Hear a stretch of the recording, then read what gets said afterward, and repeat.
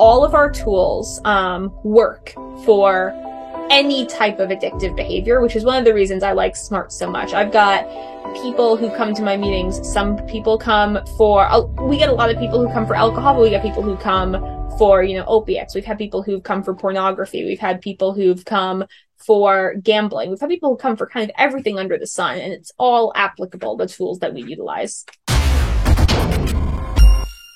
Alrighty. Hello, everybody listening out there. Welcome back to the Elevate Experience podcast. I am your host, Mr. Seth Provencio, and with me, I have the one and only Dana Smith. Hey, I'm glad to be here with you today. I'm glad you asked me to do this podcast episode. I'm excited to get into what we're going to talk about. Right on. Yeah, we're glad to have you too. For those of you listening, Dana is the Phase 3 responsibility group facilitator at Elevate Addiction Services. Phase 3 is the later stages of someone's program.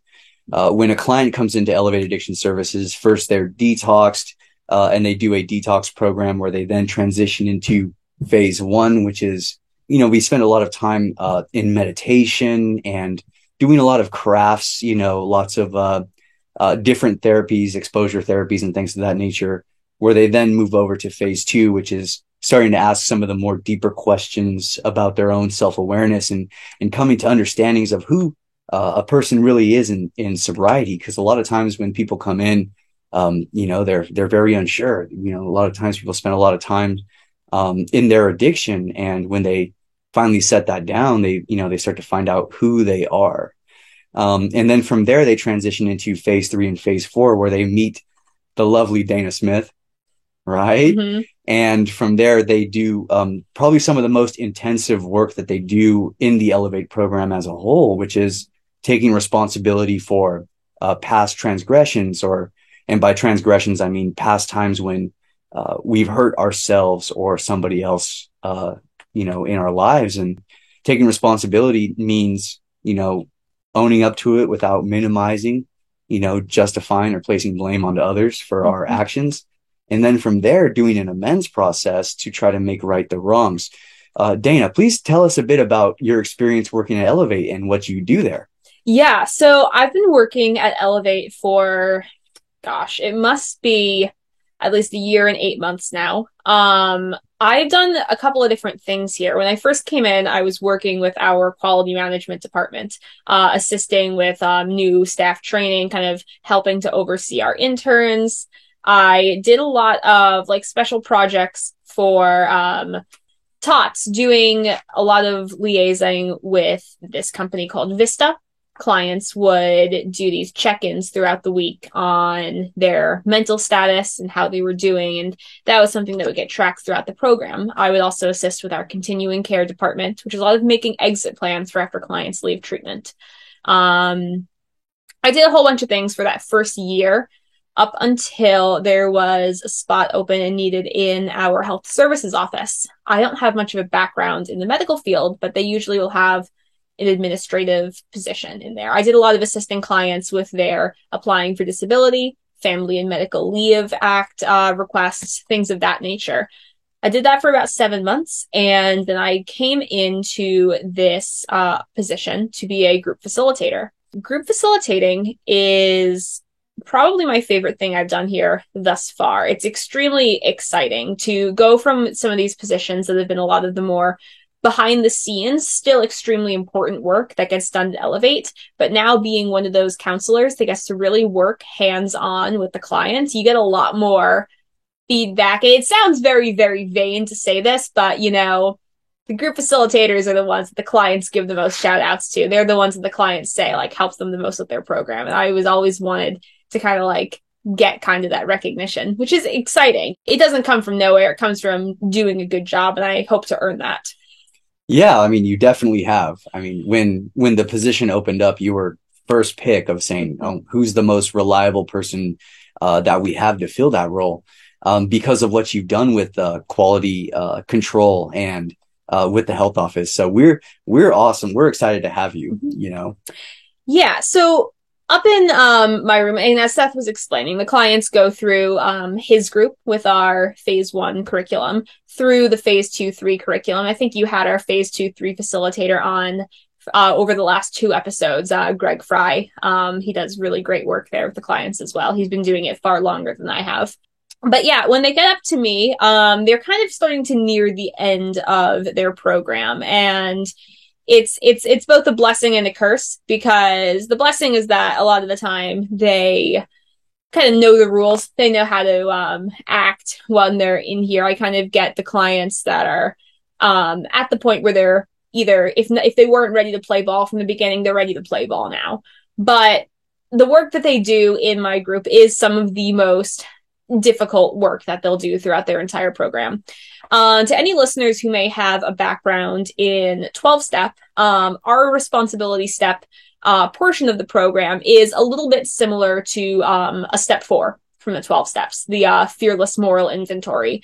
Basically what they're doing is we have them for, as long as it takes, sometimes about 2 weeks, do this writing assignment where they just write down in detail, objectively, like every single time they can remember making a transgression or a misdeed, any time they've ever engaged in their addictive behavior. And you're not the client's favorite person when they're when they're getting ready to stop writing. I'm like, no, you got more. I'm going to challenge you for more.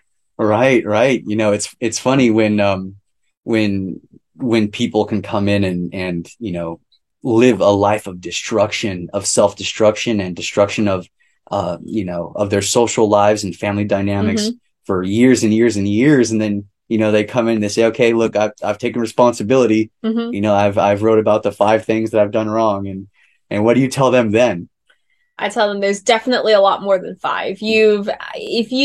Our addictive behavior becomes a pattern, but it's time to take responsibility for every single instance within that pattern that you can remember. Wow. Very cool. Very cool. And I know you're supportive too, because it can be very daunting, how long do they spend doing that? So we used to have it be kind of indefinitely. When I did my program a couple of years back, it was, just as long as it takes you. We've started kind of like letting clients know their graduation dates in advance now, just to make things easier for exit planning, figuring out where clients are going to go. It can be very, very difficult to exit plan when you don't know necessarily when you're leaving the program. So around when they get up to my group in the program, we do give them that exit date in advance, which means I kind of have to figure out like a schedule of, okay, how long am I going to let them spend on RSs? In general, it's about 2 weeks, anywhere from 1.5 to 2.5 weeks. Right. 2 weeks of just writing all day. Yeah, for the most part, all day. They still get some group therapy thrown in there, but for the most part, it's all day writing. Right on. So thanks for telling us a bit about like what you do at Elevate, because you do a lot. Would you mind telling us a little bit about like what life was like for you before? Yeah, it's funny. I was one of those people who had my drug of choice was alcohol, a little bit of weed thrown in there, but alcohol was really the problem. I was one of those people I got sober when I was 22 years old. I was one of those people who had very much like a partying relationship to alcohol. I was definitely drinking too much, but at that stage of life where it's too much, but you're also 21, so you're young, you're in college, this is something you'll grow out of. But I had just a pattern of a lot of drinking in bars, a lot of poor decisions while drunk, and it was always felt like something I could stop. And then March of 2020, COVID happened, and I was no longer going into the city all the time. I was no longer going to clubs to drink with my ex. I was no longer going to bars all the time, but I was home and I was like, I still want to drink, and I'm gonna drink every single day.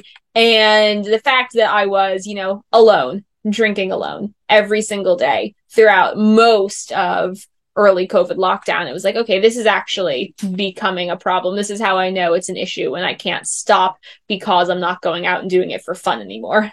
Yeah. COVID was a hard time for a lot of people out there, in regards to mental health, substance use, financial situations. Mm-hmm. Lots of people got laid off. And I mean, for us in the helping profession, I mean, that was probably one of our busiest Mm-hmm. years that I've remember seeing.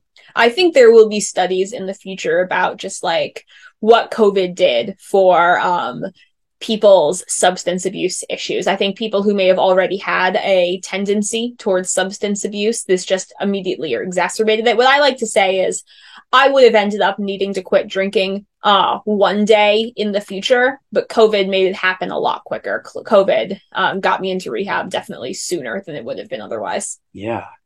Yeah, and to the people that were in recovery during that time too, there was a lot of meetings that people would go to that seemed to just vanish overnight. Mm-hmm. People weren't allowed to gather, and so we saw people, coming in during that time, who were in recovery that were no longer able to maintain because, people were talking about, how they no longer had support groups or support meetings or things like that because, there was no gatherings. Mm-hmm. And there's a big difference for sure between having a meeting online versus having a meeting in person. I think I'm an advocate for, get your support wherever you can. If you can only find an online meeting, utilize that online meeting. But we all know there is a big difference between seeing people on a screen versus having to physically go somewhere. For one thing, if you're going to a meeting online, a virtual meeting via Zoom, it's very, very, very easy to show up, but necessarily not pay attention, even drink while you're in that meeting. If you have to physically get up and go somewhere and make it to that meeting, you've made that commitment to be around people, show up. They can tell if you're drunk or not. You can't just turn the webcam off. Right. Or step away to take a swig, Exactly. Yeah. In-person meetings or in-person treatment, there's not much hiding that could occur for an individual who, why would people want to go to treatment or go to a meeting and drink anyway? I think some people aren't ready.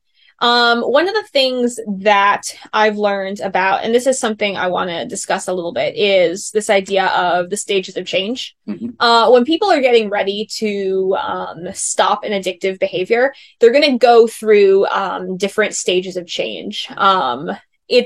They studied this. I want to say the two guys, their names were Prochaska and DiClemente, and they studied a bunch of people who were quitting smoking, and they found that they went through kind of similar to the stages of grief, but it's the stages of change, where when you're first preparing to make a change, you're in the state that we call pre-contemplation, it might be denial. You're not really aware that there is a problem. You think everything's fine. And as you move out of pre-contemplation, you get into contemplation. Contemplation is where, you're starting to kind of be aware that there is a problem. You have not made any commitment to change it yet. You know that in the back of your head that maybe, this is something I need to change at some point, but you haven't really necessarily made any plans to. You're on the fence, basically. You go back and forth. There's a lot of ambivalence about whether or not this is actually a change you're going to make. And I spent a long time in contemplation throughout most of COVID, deciding, this is something that probably isn't that healthy. Normal, healthy people don't pick up a pint of whiskey every single day on their way back from work and then drink it until they pass out. Wait, really? Probably not. No. I'm just playing. And the funny thing is, if I can veer off topic for a second, Please is do. I think that got really normalized during COVID. We look at things like, wine mom culture, and I would see like memes that it's like, oh, it's 2 p.m. and it's the middle of COVID. There's nothing else to do. It's wine o'clock. Let's get drunk. And a lot of that, it gets seen as funny and it gets seen as normalized. It's like, let's actually examine that for a second. You think you need to engage in a drug right now just because there's nothing else for you to do. That's probably a sign of a larger issue. But after contemplation, you'll move into preparation where you've set a quit date. You are taking the steps to actively make the change. You haven't necessarily made the change yet, but it's something you're committed to. After preparation comes action, which is maybe if you're doing 12-step, you're doing your 90 meetings in 90 days. You have made the change and you are actively working every day to stay with that change, where it kind of is like, it's like that early time in sobriety where you're either in treatment or it's the one thing that you are working on right now. Mm. And then after action, you move into maintenance, where you're still working on yourself. It's still something you have to be aware of. Triggers, cravings still come up. And at this point, you're kind of just becoming more of a person who also happens to be in recovery. So, as for your question as to why a person would come to a meeting drunk, or a person would come to treatment and still try to get drinks in or drugs in, it comes down to these people still may very well be in pre-contemplation or contemplation. They haven't necessarily made this commitment to change yet. They may be here and not necessarily want to be. People come after an intervention. People come just to kind of try and check things out. I'll see people come to a meeting where they've had a drink that day, but they're also trying to see if they're prepared to make this change. So they'll come to a meeting and they haven't necessarily committed to making that change yet. That's awesome. It's like it's a phenomenon that you were able to put under a microscope for a second for our listeners. There's states of change. When it comes to recovery and sobriety, a lot of times a common misconception is just that like people can just stop. I mean, sometimes people can, right? But for those who can't, or for those where it's more complicated, people find themselves in conflicts of values. Right? Where they say, okay, like I value recovery. I value the chase to be sober and clean. So I'm going to go to a meeting, but I am not equipped at this time to go to a meeting sober. So people are trying to do everything they can and trying to figure it out. And it can become very frustrating for the individuals. So there are many roads to recovery, many roads to sobriety. One of them being Smart Recovery. So Smart Recovery it's a nonprofit organization, and they have mutual support meetings they're kind of stemmed up as an alternative to 12-step or AA. They're really strongly based in ideas of cognitive behavioral therapy, rational emotive behavioral therapy, dialectical behavioral therapy. It's a lot of stuff that has been, tested by psychologists. There is scientific merit behind it. When you go to a Smart Recovery meeting, you're going to get tangible tools that you can utilize in your day-to-day life, and you're going to get feedback on your issues. One of the biggest differences that I can point to between a 12-step meeting and a Smart Recovery meeting, and caveat as I say this, I will say that both of these have their value and have their benefit. One is not necessarily better than the other. I don't have a 12-step background. I've been to a few meetings. A lot of my background of recovery comes from SMART, but that is not to say it is better or worse than 12-step. The biggest difference between a 12-step meeting and a Smart Recovery meeting is that when you go to a 12-step meeting, there is a sense of people are giving these long shares that feel like they are venting. They need to be heard. They need a space where they can just kind of let it all out, share how they're doing, explain that maybe either they're doing great or that they're not doing great. And people are going to sit there and they're going to say, thank you for sharing. Like you are heard right now. However, if you go to a Smart Recovery meeting, you are kind of be challenged to explain how you're doing, but break it down to a workable issue. Explain, I keep having cravings when I walk by this area. You're going to get feedback from the group.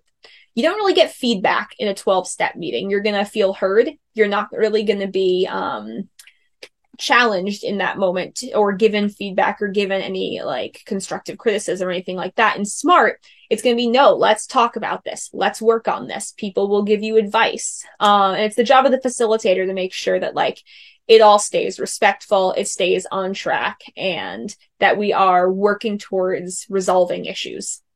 Right on. Yeah. So you pointed out some differences between the Smart Recovery meeting and a 12-step treatment meeting, being the more interactiveness and the encouragement of crosstalk that occurs in a Smart Recovery meeting that maybe isn't so much encouraged in AA or 12-step meetings. I know they have like step studies and things of that nature. I've been to a fair amount of AA meetings and NA meetings way back in the day, right? In some or like step studies or book meetings, things of that nature. But with the Smart Recovery meeting, it sounds like it's way more interactive. I know Mhm. you're a smart facilitator, correct? Yeah, so I am a smart recovery facilitator. When I was in my program, and I did the Elevate program myself, Mhm. inpatient, from October of 2020 through December of 2020. And during that time, we would have, our education blocks, and we have different types of group therapy. We would have the teams that were ran. We would have, art therapy and music therapy. We would have conscious recovery. Have you guys talked about conscious recovery in this podcast before? I don't think we have. I Okay. haven't personally. Got it. So conscious recovery being a specific type of group therapy based on TJ Woodward's philosophy. But one of the things that we had was smart recovery. And I really, really, really liked it when I was in the program. I liked it. It would give you these tangible tools you could utilize. I liked that the feedback was encouraged, that I could give feedback to someone else and they would give feedback back to me. And it was kind of not super structured in that we could talk about whatever we wanted. There wasn't a set theme for it. So when I started working here, we had a couple of our guys who were smart recovery certified, found work elsewhere. They no longer work with Elevate to the best of my knowledge. And we didn't really run smart for our clients anymore. So when I became staff, I got myself certified. And for a while, I ran smart for some of the clients at the center. At this point now, what I do is I run smart for our community. I run a meeting each week at our business office for our community here in the Aptos, Santa Cruz, Watsonville area. Right on. So going from being a client, Mm-hmm. going to smart meetings hosted by Elevate treatment staff, Mm-hmm. becoming a smart facilitator, and then hosting meetings on, Elevate property and things of that nature, but then going out into the community Mm-hmm. to host in the Central Coast region a smart recovery meeting. Mm-hmm. That's rather impressive. Yeah, it's what I it's very cool to look back at the journey. Yeah. It's wild to think that like I am helping people with their recovery the same way I've been helped with mine. And I'll say this, that what I have found the most interesting and neat is the difference between a smart recovery meeting that happens in treatment versus in the community. The difference can be staggering based on, when you run one that for a group of people in treatment, you're gonna first of all have a bigger meeting just because you've got more people that have to be there. Mm-hmm. So first of all, maybe not everyone's going to share. First of all, there will be some people that you have to kind of like make sure are staying on task. You're gonna have, but the biggest thing is that you are going to have a lot of similar issues that are coming up. People are in a structured inpatient community. You're going to have a lot of people that are, saying, hey, I'm not really feeling triggered. I'm in this safe space. Everything's kind of going fine. Mm-hmm. Or they'll have just like some of the same issues will come up. Like I've got, issues with the book work I'm doing. I've got a phone call I'm nervous to make. So it's a lot of running the same issues, applying smart recovery tools for, when they leave the program. When you run a smart recovery meeting in the community, first thing you're going to notice is it's going to be a lot smaller, or at least it has been with me. Our meeting is relatively new. I have on average about, 6 or 7 people that come each week. It's a good number. I've got some returners that are back every single week, and it's super exciting to see like either that they're still sober or that, they had a slip that they've gotten back on the wagon. That's the biggest thing. You will have people who have had slips in the last week or who have had a drink that day or who have like faced real triggers throughout that week. And it's exciting to like give them tools that they are going to go out and use in their life throughout the next week while they're, at their job, while they're facing like big real life stressors around them. I think smart recovery definitely is useful in treatment, but it works so much better running it like outside of treatment for a community. That's awesome. You talked about smart tools, mm-hmm. right?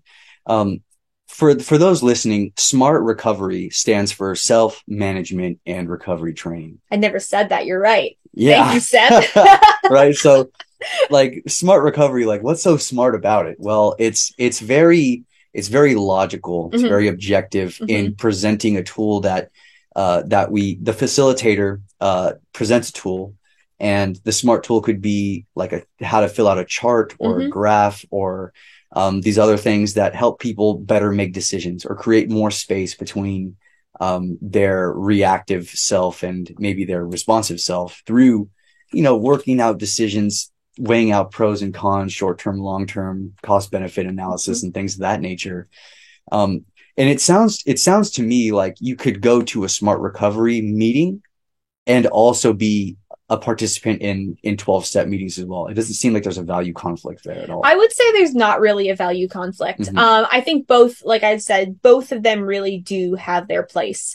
You've got times where you want to just be heard and not receive feedback. And there are times where you really want feedback through your issues.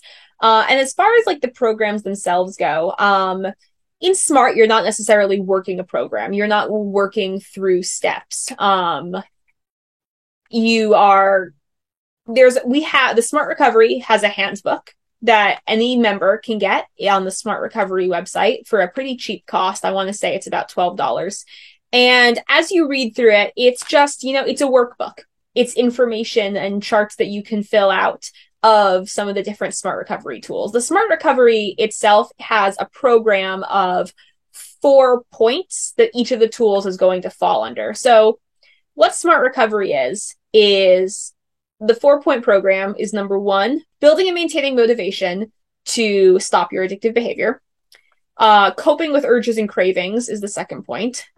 3rd point is, managing your thoughts, feelings, and behaviors.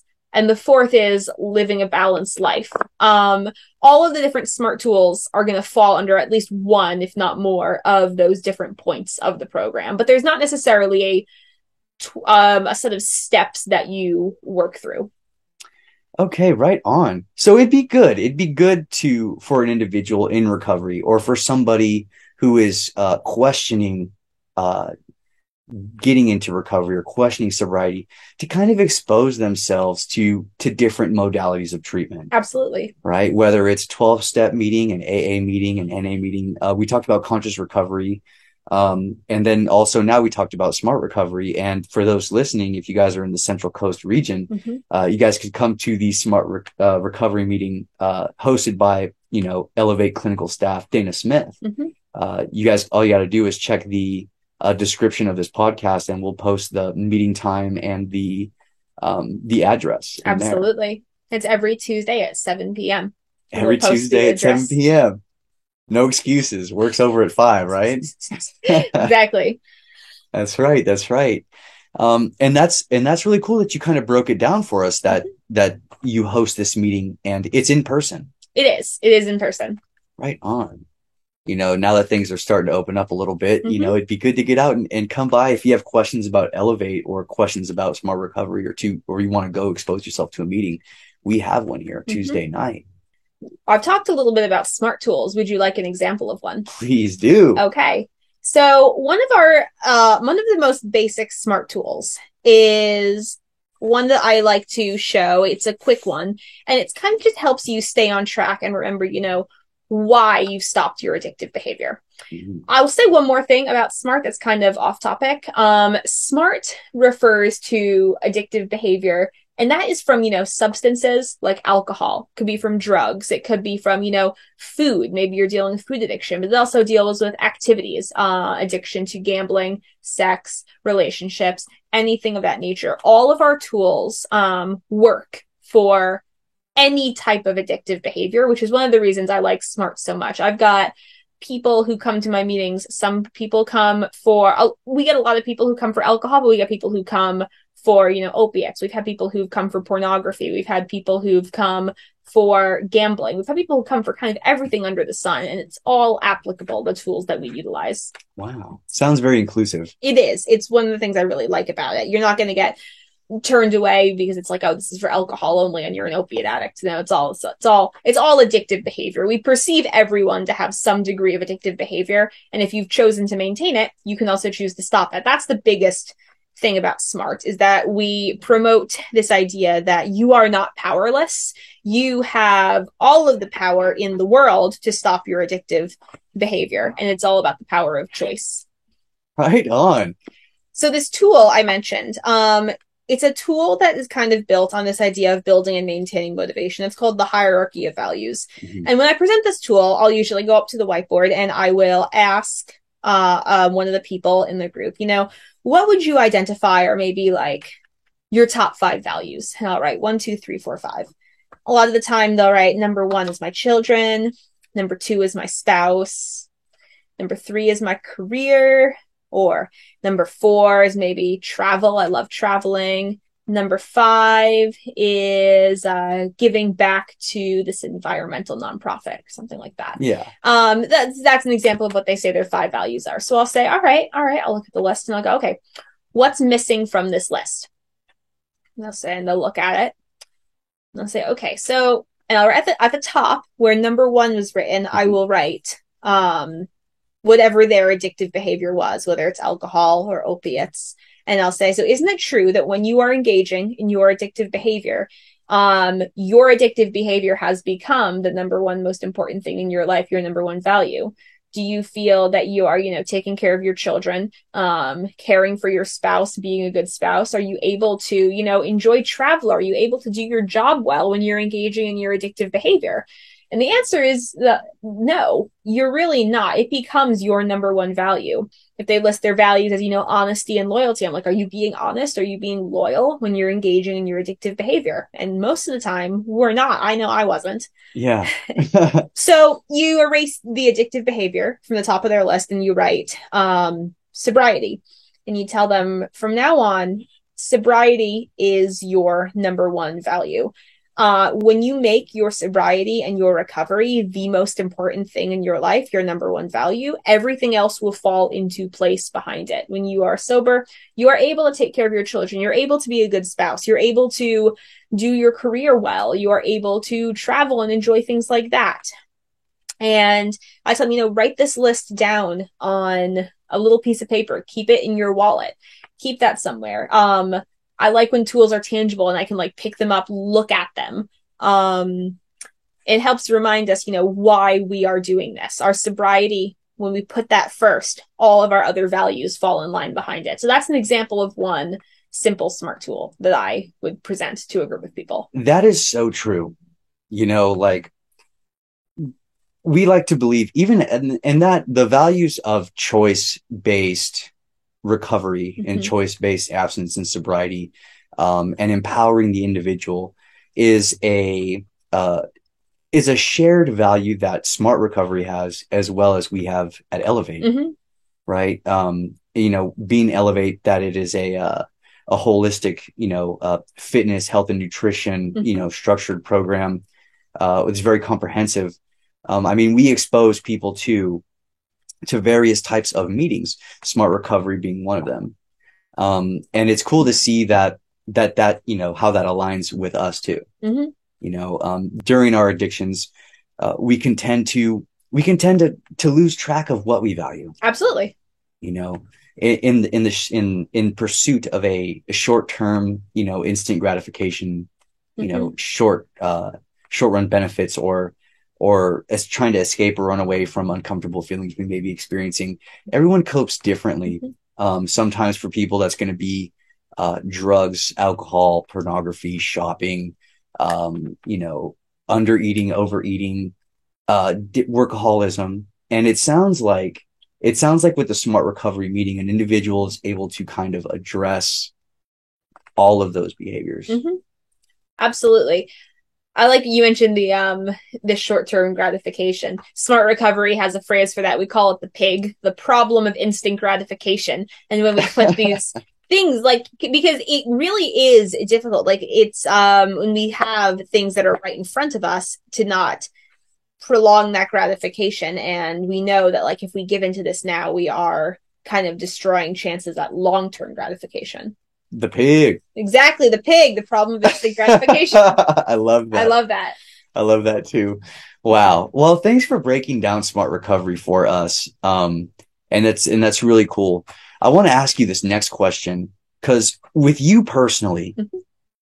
you came to Elevate a few years back, have gone to the Smart Recovery meeting, and now you're a Smart Recovery facilitator. Mhm. And I'm sure everyone listening can hear how knowledgeable you are on the subject. Mhm.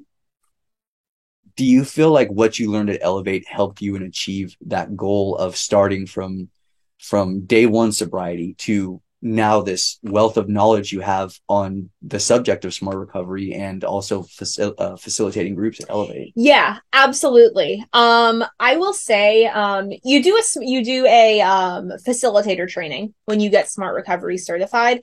I will say that I have learned more over the years, just like that Smart Recovery, the training prepared me for, running the meeting, knowing what the structure had to be like. In just like my day-to-day life of like from the day I first arrived in detox through, learning things throughout my program, learning about like how to be a sober person, talking to other sober people, the things I learned while I was interning here, the things I've learned while I've been working here, the things I've learned through the class I'm taking outside of here to get my counseling license. Those things have taught me more than the facilitator training did necessarily. I will say that. Right on. What do you think it takes to be a good smart facilitator? You have to be good at motivational interviewing. Motivational interviewing is this idea that it's a non-confrontational approach to talking to people. You have to be willing to provide affirmations and be able to listen to people reflectively. In motivational interviewing, we call it the OARS, the OARS. Mhm. It's asking open-ended questions, affirming what the people have said, listening reflectively, and then summarizing what they've said. So you've got to be a really good listener, and you've got to be willing to challenge people a little bit, help them notice the discrepancy of where they are right now versus where they're trying to get to, and what's standing in their way with that. Very cool. And so you kind of ask these open-ended questions Mm-hmm. to these people, Mm-hmm. right? To your clients, and then and kind of just sit with them and solve with them any problem that maybe presents themselves. What are some common problems that people may run into while trying to build a successful recovery for themselves? A lot of the times things I'll hear is, I don't have any triggers. It's just a bad habit. I just, I will get angry and then I'll start drinking. I'm like, okay, so you just said you get angry. That's a trigger right there. So it sounds like what you need to work through is identifying times that you are angry. That way, ahead of time, when you know what your triggers are, you can prepare. You can prepare what to do when they happen. You can prepare to avoid them. I mean, many different problems can present themselves in recovery. People will have stressors from all areas of life. Mhm. A lot of the big ones that I'll see are people coming in with stress from work being a number one trigger, or family issues. Those are the two biggest things that I see people come in with as like reasons why they're engaging in their addictive behavior. Oh yeah. Mm-hmm. Yeah, because you got to cope with whatever it is that may be bothering you, making you feel uncomfortable. Sure. It makes me think about a lot about my own personal recovery. In working in the helping services, building a recovery for yourself that's going to last you for years and not take you out. There's a lot of things that I did learn from these different recovery meetings that um, that I that I was exposed to as a client at Elevate. Specifically, conscious recovery was one that helped me a lot in addressing trying to get down to the root causes of my addiction and things like that, from a trauma-based standpoint. Smart recovery is also really good too, when it comes to making decisions, because in recovery, you got to make these big decisions, especially if you're starting new. A lot of times when people struggle with substance abuse or chemical dependency, they burn a lot of bridges, whether it's with people they trust or their jobs or their relationships or their families. Big decisions have to be made, like, going maybe to a sober living or finding a new job or moving away from areas, are toxic for you, or maybe you hang out with your old friends and that always leads to bad behaviors or things like that. So to really sit down and be logical, from a space of cognition, right? Very frontal lobe thinking, Mm-hmm. I like to call it, right? Because we can get very caught up in our feelings of, what we should or shouldn't do. But smart recovery does a good job of of getting people into their logical decision making. Absolutely. I mean, one of the things we'll have people do is examine the costs and benefits of engaging in their addictive behavior. Helping to actually recognize, what were the benefits when I was engaging in it. Because let's be real, we all started our addictive behavior because we saw perceived benefits to it. I loved to drink because it made me feel good at the beginning. It made me feel like I was being more social. It made me feel like people liked me more. That turned to, can I curse on this? Why not? All right. It turns bullshit after a while. But when we I drink, love that. thank you. I like to be careful. If you can curse on a podcast, gotta Yeah. be careful. This is But substance abuse recovery podcast. absolutely. So So adults only. It's an adult only issue, I would hope. you hope we get Right. the young ones in here, which is still sad and crazy to me. But when you look at what the benefits were at a certain point in time, and then you actually look at that next to the costs, it helps make the decision a lot more clearer. Especially when you look at like, okay, how many of these benefits were actually long term? Most of them were quite short term. Whereas the costs, you've got short term and long term costs of engaging in your addictive behavior. Right on. I know this may be kind of a personal question, but Sure. With your own recovery, what does your recovery look like for you? My recovery has This is such a heavy question. it's heavy. I don't want to say it's been easy. Because I can definitely point to times where it hasn't been. And I also don't want to sound like a hypocrite. Sometimes I feel like I must have done something wrong because it's felt like it kind of has been easy for me up to this point. My recovery has looked, I've been in a very good environment. I'm from New York. I came out here to California from New York to do my program. And I joked that I moved to California by accident because I came out here and then just stayed. But my recovery was a lot of, figuring out what worked for me in terms of self-care. My first year was not easy in just the sense that my mental health wasn't in a great place. I was definitely not enjoying living at the with a whole bunch of other people. I don't really do well living with a ton of other people. Mm-hmm. I absolutely loved all of the girls I was living with, the sober living staff house that I was at, but I just had trouble being around a bunch of other people all the time. It can be really difficult. Also, I didn't have my own transportation for a while, and that was also definitely affecting my mental health. And I just felt like I was kind of trapped for a little bit. Getting things like a schedule for myself in place of, having the freedom to, go out and do things that I want to do. My recovery is a lot of exercise. I do CrossFit at least 6 days a week. I see you. Yeah. I see you at Staff CrossFit. Yeah, I absolutely. It's something that I started when I was in the program, and of course, I thought it was a cult before I joined it. Now I'm like, this is so much fun. I'm gonna do it. Oh my gosh. I hope I'm not yelling too loud, but I do it like 6 days a week. And I find that the more I'm working out, the better I'm feeling about myself. Get those endorphins going. It's not just like in your head. It's very physical too. So a lot of my recovery is, just working out. The biggest thing that I have found is, I want to say it was Greg who said this, but he said like build a life you don't want to escape from. A lot of the things that motivate me towards sobriety are not the negatives that occurred in my addiction, but the positives that happen when I'm sober. Like, I get to have a job I enjoy. I get to travel. I don't get to travel that often. That's just the hypothetical. You get what I mean? Right. Yeah. It's the things I get to do and the life I get to build now that I'm sober. I get to have a loving relationship where I'm not necessarily being an asshole because I'm drunk. I get to have great relationships with my family. I get to have friendships that are based in more in just going to the bar together. I get to drive without worrying about getting a DUI. It's all these things that I get to do, not necessarily the things I'm running away from, all the negative consequences. Right on. That's very inspirational. It's like, don't think about a pink elephant right now. Mm-hmm. Whatever you're doing, don't think about a pink elephant.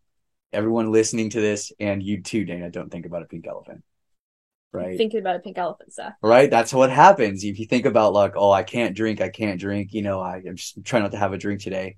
You're going to be thinking about a drink all day, right? You got to not running from something, but running towards something, right? Yeah. Not that drinking. I can relate with you in the fact that when it comes to my own personal recovery as well, I'm not thinking about how bad it was when I was, sticking needles in my arms. I'm thinking about how good it is to, one, have a job that I love in the helping professions, and two, crush CrossFit workouts with you and Greg when I see you guys from 5 to 6.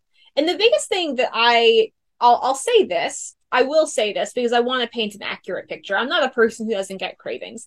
And it's the way that I've just chosen to frame how I look at all of this. I'm not someone who's living in this cycle of, I can't drink because I'm diseased. I'm someone who occasionally wishes they could have a drink. I am someone who still craves alcohol. I see alcohol, my brain goes, oh, I want that. I'm a person who would like to drink and chooses not to because they know it's better for them. Right on. You just choose healthier ways. Exactly. I know it's not a good choice for myself. When you frame it as I choose not to drink instead of I can't drink, it makes you feel a lot more in control. That's awesome.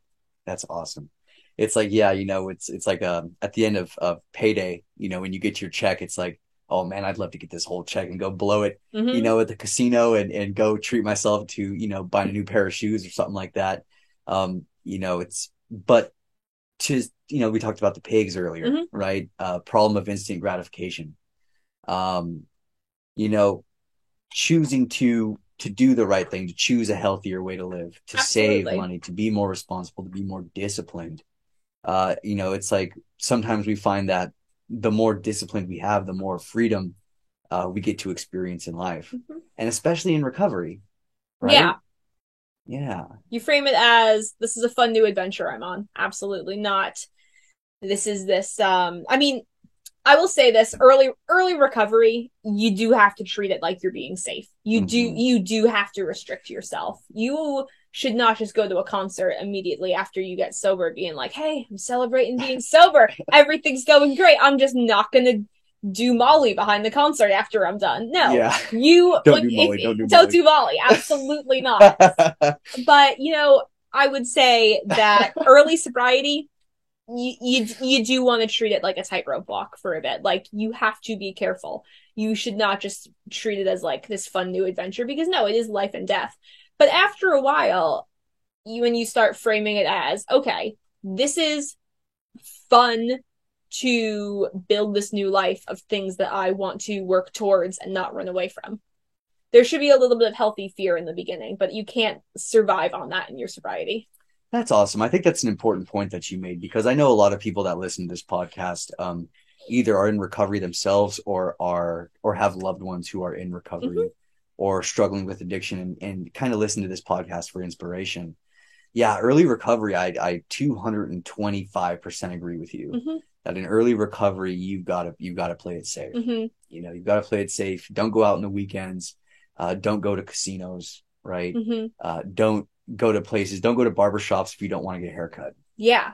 Right. Exactly. So, and for those listening who are pondering recovery, this is something that's very important. Or for those who are supporting an individual in recovery, maybe in that early recovery period, it's nice to be as supportive as you can, right? While really listening to the person that you're trying to be with. Smart recovery is a great addition to one's early recovery or long-term maintenance recovery, right? So if you know someone who's in recovery or you're in recovery yourself, you want to get into a SMART meeting, or try different modalities of recovery while playing it safe, making your recovery a priority in your life. You could come out to our office in Aptos, California. Come see Dana Tuesday night at 7 p.m. Come see me Tuesday night at 7 p.m. Woo woo. That's right. Real smart stuff. Get smart. That's right. Get smart. I mean, we have fun, right? And that's another. I think that's another misconception about recovery or people who listen to people who are sober and say, oh man, that person's a square. That person doesn't live a fulfilling life. I mean, we live some of the most fulfilling lives that there ever was. I mean, even when I think about it now, I mean, I know I have friends that casually drink or, Hmm. smoke a doobie here or there, right? I don't align myself with people who do hard drugs Hmm. anymore, like I did back in 2015, right? So, but the people that do, they say, wow, like you're awesome. You're always going on hikes. You went skydiving. You do CrossFit workouts. You crush and I have good friends like you, Hmm. who are like-minded like me, Yeah. and so being sober, being in recovery, going to a smart meeting, it's not going to be a scary experience because like I feel like recovery meetings have like this stigma to them, right? If you ever watch like A Star Is Born, Yeah. Oh God. Yeah. right? Where they go to the AA meeting and he's sitting in the room and he's got the coffee and everyone's smoking cigarettes, right? Hmm. Like at your smart meeting, what's it like? What's the vibe going on there? It's honestly a good vibe. We've got a very good mix of, returning regulars right now. We talk about positive things. Honestly, I'll open up the floor and I'll be like, what do you guys want to talk about tonight? Like, why did you come here tonight? And sometimes we get a lot of people who are just doing really well. Sometimes we'll have no one's really had a lapse in a while. We talk about, okay, what's been going good? A lot of times it's just building off of, what positive things have been happening so far that we can keep building on so we maintain that. Sometimes there's one person who's had a shit week, so we kind of all just kind of work on that person's problem. They get a whole ton of really good feedback from the group. That's awesome. I mean, I think that's awesome Yeah, I think it is too. because the road of recovery or dealing with someone in recovery, right?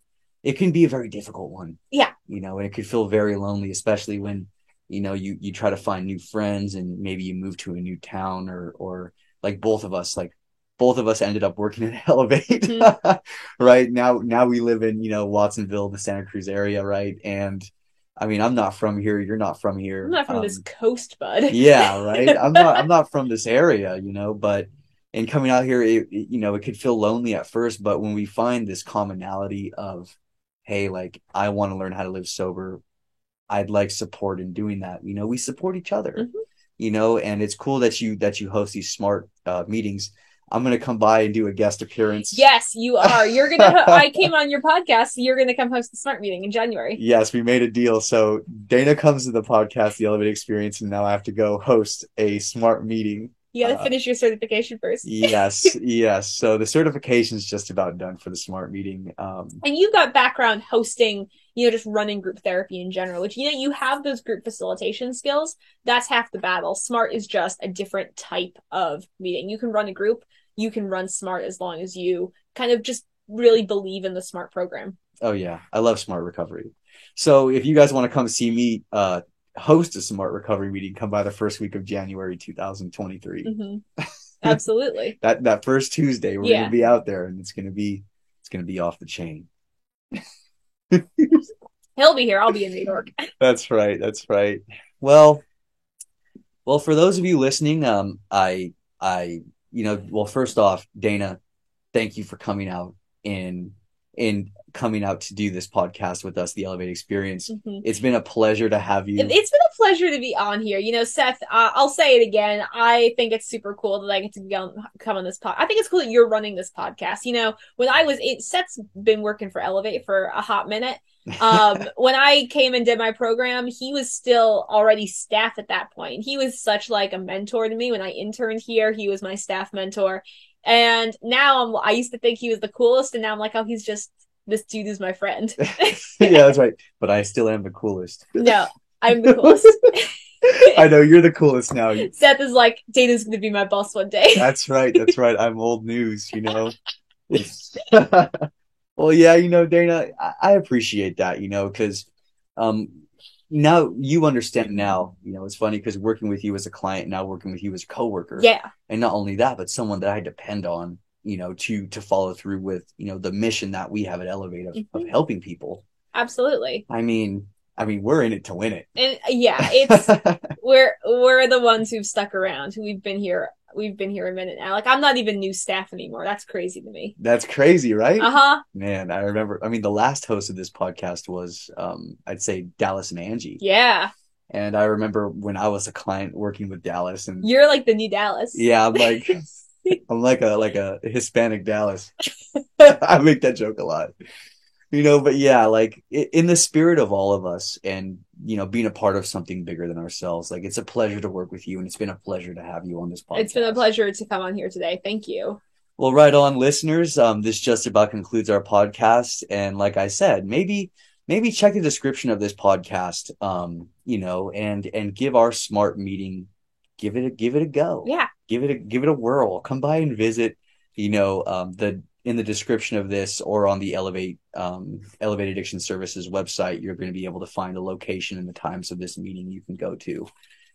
Come see me and Dana out there. Mm-hmm. And if you or someone is struggling with addiction, please, reach out to one of our intake or admission staff. Give the number a call at the Elevate website, and let's get this party started. Yeet. Let's start living our lives. Let's go out and lift and have fun and get that control and that freedom back in our lives. So, or if someone is in recovery, be supportive of them at this time, and now you kind of may have something to bring up in conversation. Hey, like there's this thing called Smart Recovery. This really cool person, Dana, runs it. I'll say as well, if you have a loved one who is in recovery, Smart Recovery does make a friends and family handbook as well, which I would highly recommend reading. Very, very insightful. Alrighty, guys, thanks again. It's been a pleasure, and I hope you guys enjoy the rest of your day. Keep up all the growth, man. Keep up all the expansion of knowledge and make good choices. Thank you very much.